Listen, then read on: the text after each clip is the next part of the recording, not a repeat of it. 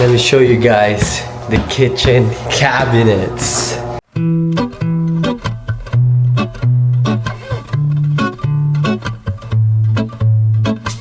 Good morning, guys! This two didn't go to school kasi yung isa nagsuka kagabi, this guy. And then the other guy was just tired from basketball yesterday. Anyhow, I have a wholesale deal soon at 11 a.m. It's only like 9:30 right now. And also, our kitchen got delivered yesterday at our North End project. So pupunta tayo dun mamaya. And I'll show you guys what it looks like. They're gonna install it today. So see you guys there. Boom, boom, wrestling, go, oh, go, oh, go, oh, wrestling.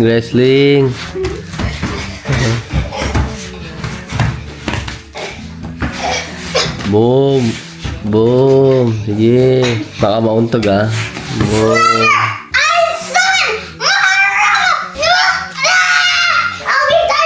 Say, I surrender.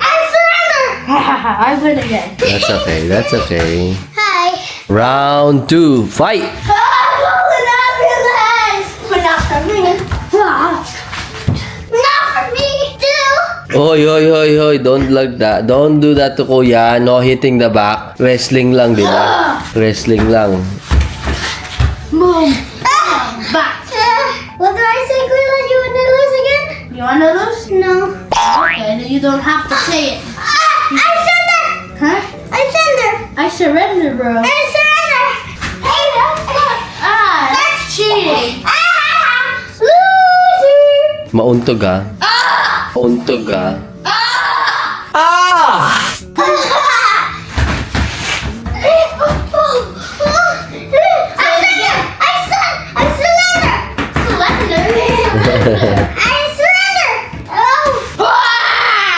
Alright guys, dito na tayo sa Project Norton natin. Nandito na din yung mga installer ng cabinets. As you can see, we got 2 new vanities and all the kitchen cabinets are here. They just need some help. Pero my guys are helping right now. So, babalik ulit ako mamaya dito. I'll show you guys when it's all fixed up and when it's all installed. Hindi ko alam how long it's gonna take. Pero it should take them a couple of hours. Ang dami kasi yung cabinets eh. So yeah.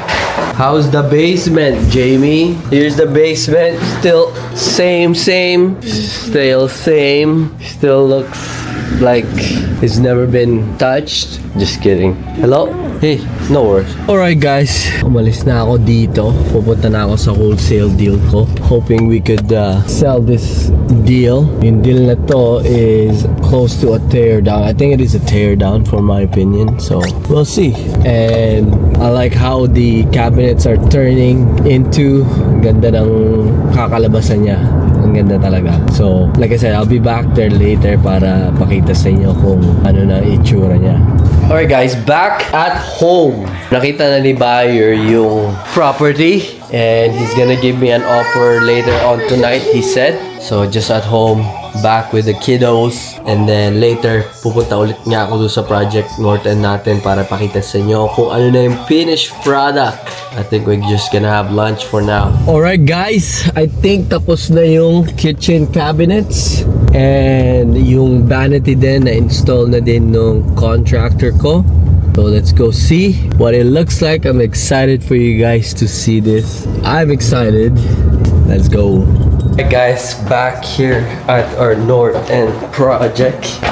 Let me show you guys the kitchen cabinets.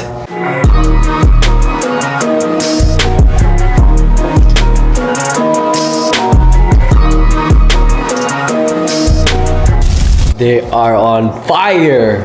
Look at it. Guys, look at that. Look at that. Hindi pa siya fully finished kasi wala pa yung mga backsplash. You see, wala pa siyang backsplash, wala pa siyang countertop, and wala pa siyang sink. So sink should be coming in and the countertop by Wednesday or Thursday. And then backsplash right after that. We're hoping for Friday or the weekend or maybe early Monday or early next week, like Monday. And then look at the vanity on the washroom, on the first washroom. Look at it, big vanity right there. Woo, so sexy. So yeah, that's our vanity. Tapos maglalagay tayo ng maliit na parang backsplash dito. Ganyan. Papakita ko sa inyo nandun sa floor yung parang backsplash. This one, that's the one that goes behind there. Tapos, ganun din yung kulay ng ating countertop. So, it's gonna look good. I'm so excited, guys. It's gonna look so good. So good. It's coming. Once that kitchen was there, it became like a house. It looks like a house now. As you can see, I like the gray. For me, I like yung contrast ng gray and then white. Kasi ang contrast natin dito is black and white. So, look at that. You see the accent wall and then the gray there and then the black. So, it's coming to life.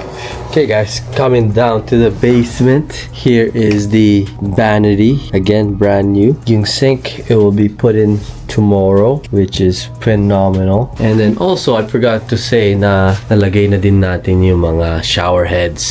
So yeah, so excited. We're so close. So close. So close for this to be finished. I love it. I'm actually debating if I should sell this or keep it as a rental, but knowing me, I think I cannot rent this to people who won't take care of the house. But yeah, so yeah guys, coming alive. Like I said, this house is almost done. So yeah, that's it for today's vlog. I hope you been following me. I hope you guys subscribe to my channel. Some of you guys haven't subscribed, but you guys are still watching the vlog, so please hit that subscribe button and like this video. I'll see you guys tomorrow. Peace.